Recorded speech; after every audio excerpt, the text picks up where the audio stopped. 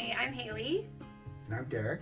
and we wanted to share with you our experience with our son Ryland, who was born at the end of January.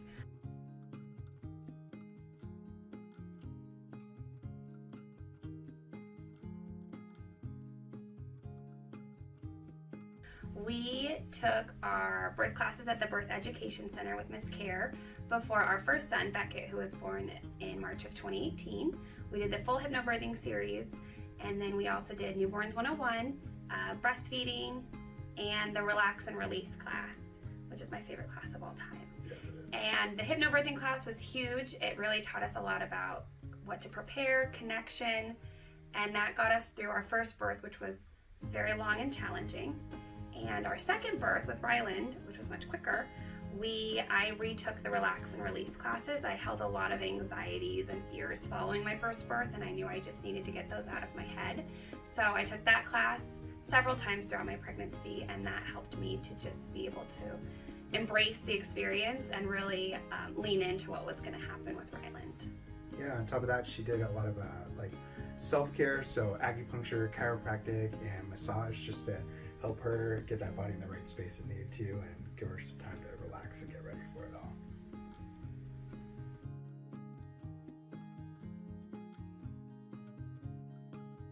Yeah, so our first son, Beckett, we delivered at the birth center at UCSD. It was a lengthy birth, but a great experience overall. We did feel like we wanted a little bit more of an intimate, personal experience with Ryland. Definitely. So we chose to have an at-home birth with midwives.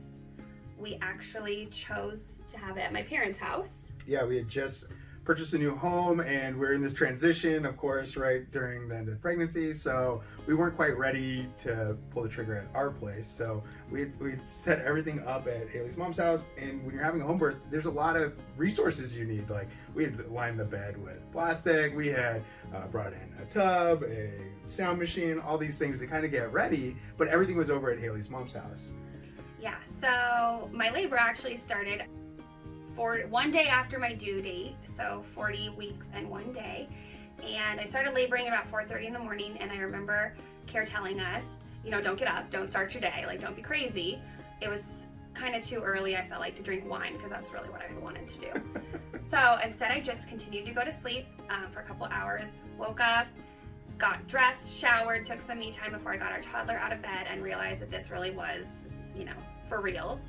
I called my mom and told her to come over. She was already planning on coming over because I was very pregnant and tired. So she came over a little bit earlier to help watch the toddler. I called our midwives. It was about 8 o'clock in the morning, sent you to work. Yeah, we kind of debated. I was like, she's like, no, last one took so long, like, I'm gonna be here all day. We cut my day to half a day instead of a full day. And I was like, no. I remember leaving, and I was like, I did like a U-turn, but I then did another U-turn because I was like, she wouldn't have sent me. I'm really close. I'll be right back if she needs me. And so, yeah, then her mom comes over. Mom comes over. I had called the midwives, and they were like, great, just kind of relax, take it easy, see if it progresses. So I just laid in bed, tried to sleep a little bit on and off. For sure was having contractions, but again, I was just very much sure that this was going to be, I was 2 or 3 days away from anything for reals. So I go downstairs a couple hours later. It's probably around 11. He was supposed to be home around noon, but was running late. Yeah. So I was like, I'll put our son down for a nap, and sent my mom off to Panera to get me lunch because I knew I needed to eat before this thing got really serious. Put our son down. You got home about 12:30, right when my mom was getting back with the food. Her mom gets there with the food, and we kind of tap off. We'll see you at your house in a little bit. I'm gonna bring her food up, bring her up a chicken salad sandwich up to the bath, which she inhales. And at this point, you know, I walk in, so I've been there for maybe 10 minutes, and she's still going, yeah, I talked to the midwives, I'm fine. And it's a little more intense than I was like. So in the back of my mind, I'm like, we need to get over to your mom's house, but she's pretty cozy in the tub, and the tub had really slowed the labor down in our previous birth. So it was a nice place to relax. And I was like, okay, let her be in there, let her have her food, and then we'll get her out and start going. Also, our son was napping in another room, and my mom was gonna watch him. So we don't have any childcare, and there's a napping toddler, so we can't go anywhere at this point. Anyways, So, and yeah. so I was eating my sandwich. He came up to eat his lunch with me to support. It was very loud and gross, so he got the had boot. to leave while I just had my moment in the bathtub. Yeah. Not very much time passes. He comes back, and I am now on all fours in the bathtub. And I'm going, okay, I got food. I didn't finish any of the food. I'm up there. I'm like trying to get her out of the tub, but she's really working through it, and it's getting very intense in the tub. And in my mind, I'm going, I have no birth supplies. I have no midwives. We can't do this here. I'm like just really trying to get her moving towards the car. And my mom still isn't there yet, but I'm like, hey, we got to get this going. I don't have anything here. So we get out of the bathtub, and it's really intense at that point. I do very much remember saying, I am not going to make this without an epidural. Like, I cannot be in labor like this for 3 more days. Like, absolutely not. Like, we're leaving. Let's go. At which point I feel like you were like, oh, well, this is probably pretty serious. Because I didn't ask for an epidural all with our first son. Yeah, no, this was a long time. She had never we used the word intensity, and she used the word pain. And she was in pain in the tub. She was going through transition, and her water had probably just broken. We realized this later on because we never saw the water break, so it must have happened in the tub. So she gets up out of the tub, and I haven't quite accepted the fact that the baby's going to be born upstairs in our house at this point. And so I'm trying to move her along, and I've toweled her off, and she makes 10 steps and makes it to the bed. And those 10 steps probably took us like 5 minutes. So I'm going, oh no, and we have flights downstairs and a landing. I'm like, we're gonna have this baby on the landing if we try and go downstairs. So we get to the bed.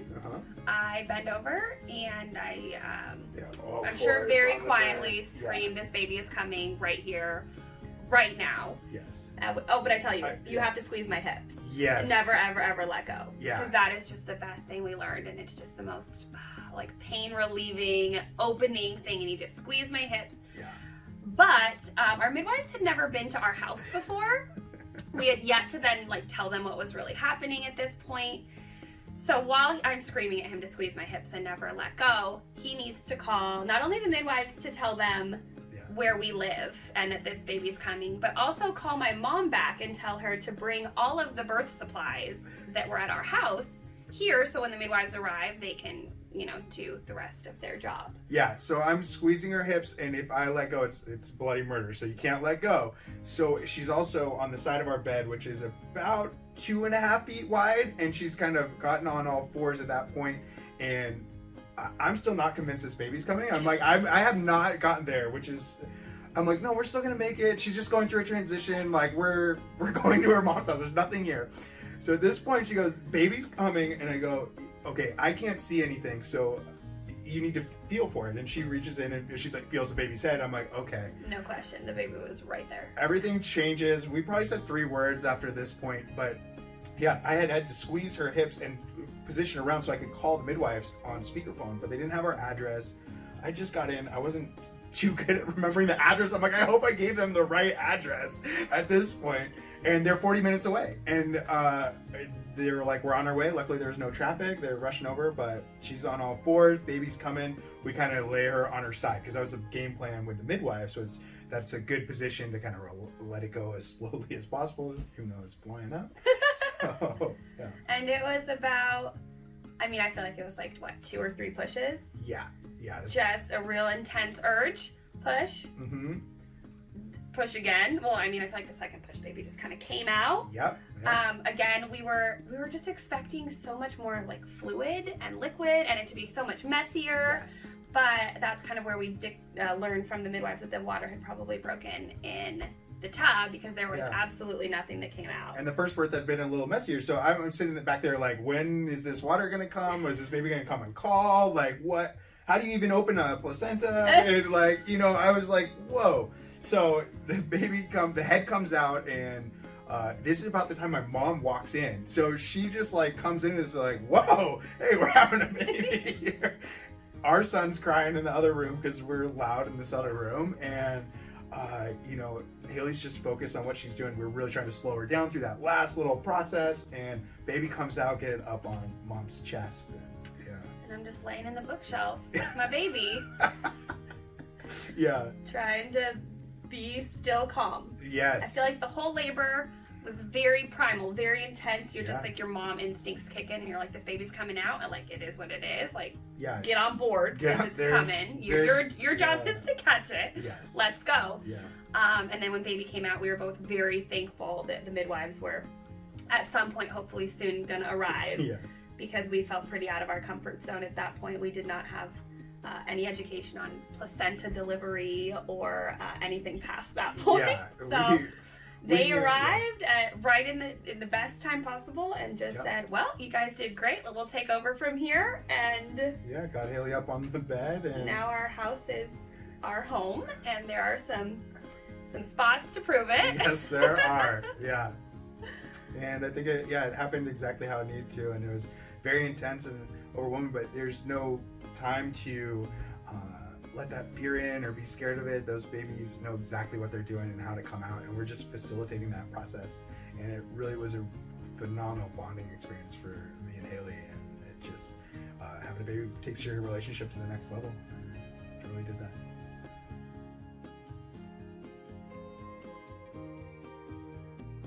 One of the biggest takeaways I feel like I remembered throughout this experience that I learned from Care was watching the videos and her just mentioning that, women just don't birth like we do everywhere. There are women that don't have hospitals or beds, and they also are able to labor. They may just drop down in a field and that baby will come out where it's supposed to be. And that is exactly what I remember thinking. Care said this baby can come out right here, and I am this tribal woman, and I probably sound like a tribal woman during this whole experience. Yes. And this is exactly what's supposed to happen. And I had just zero hesitation, zero fear. Yeah. I knew that this baby was supposed to come, how it was supposed to come, and it was coming on our bedroom floor. Yeah, and you kind of just accept the facts, the reality that you're in. I remember Kara talking about babies that come fast are usually no complications, and I was just going through the back of my head, it's like, wow, this is going so fast. Like there couldn't be anything in the way for this baby to be held up with. So really, it was a beautiful time space where we weren't talking much. It was a lot of just body feel and touches, and really just in that moment together, working through it, and my hand on the baby's head as it was coming through, and just talking with her really gently, like slow down just once or twice, and then the baby was up on her chest, and it takes a second for that baby to cry, and they come out, and it's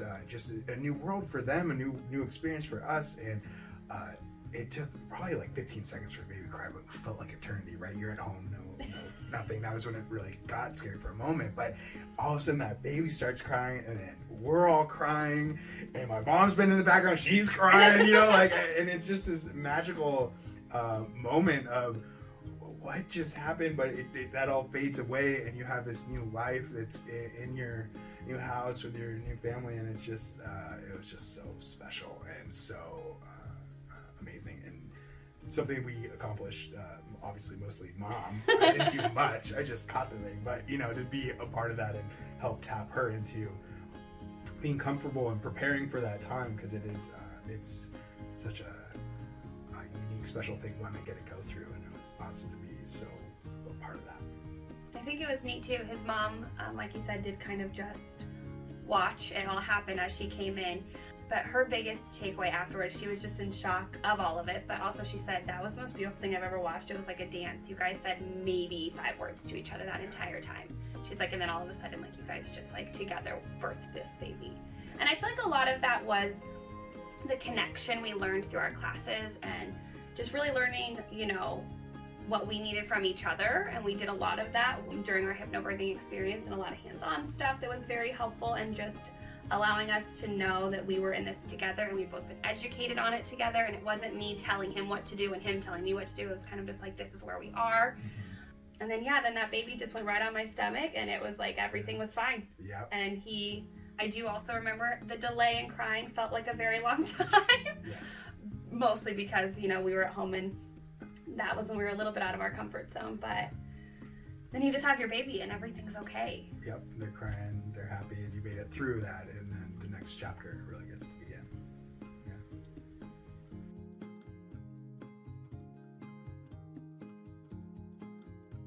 I think the number one thing that I would tell families, new mamas especially, is to educate yourselves.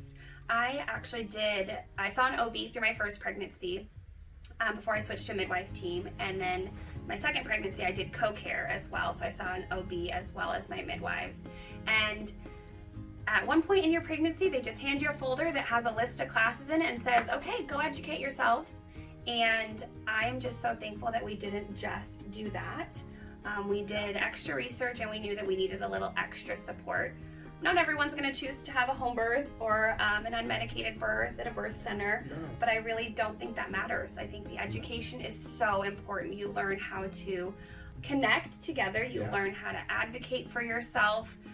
Like you said, how to feel capable as a husband to support your wife, and really a lot of times we don't know what to do, right? We need to be told. We haven't been with a pregnant woman before, and there's a lot of changes, hormonal and physical, and you just get a lot of resources here that really helps you to support your wife through a really special time in your life. And so many people do so much more research to buy a car than they do to have a baby. It's crazy. You can sit there and review and do all these things, but you're going through one of the biggest things you're ever going to do in your life, and you really should take the time to educate yourself. And it doesn't matter what kind of birth you want to have, whether it's medicated, unmedicated, at home, in a hospital, in the field. It doesn't matter. You really need to take that time, because no birth happens how you envision it. And so having these resources in your, that you've taken the time to really pull in and take from, then you can relay it out. Yeah, I think the biggest thing is, like you said, no birth goes according to plan. And having the tools and resources and the knowledge and the support to make the appropriate decisions is huge. And coming out of that and knowing that you gave everything you had, and you made the decisions that were right for you and for your baby. Another thing I would recommend is just focusing a little bit on your postpartum care. I don't think that there is nearly enough information and resources and time spent on that. I learned a lot of that. My recovery with our first son was a little bit tough, just a long labor, and that's hard on your body. And that was really important for me following our second. I had a very long list of postpartum things that were important to me. I spent money, I spent time, I got my resources and my team together so that I could recover appropriately and have a better experience and prepare my body for, taking care of that human now after everything that it went through. So I really think that taking the time to do some research on what you can do postpartum, asking around, taking the classes that'll give you the resources for what to do following your babe's birth is really important too. Yeah, postpartum's huge, and we always think about the birth, and then all of a sudden you leave the hospital with a baby, and you just go home, and all of a sudden life gets really real. You're not sleeping much. Everybody's a little cranky when they don't sleep much, and the first 6 weeks is really a time to have set up resources for you and your family so that you can make it as easy as possible. It's going to be very difficult, but if you can take a little bit of the edge off and really support each other in that process, get a food line up, got mom taken care of, and there's so much more out there that you can educate yourself on so that you can really take care of yourself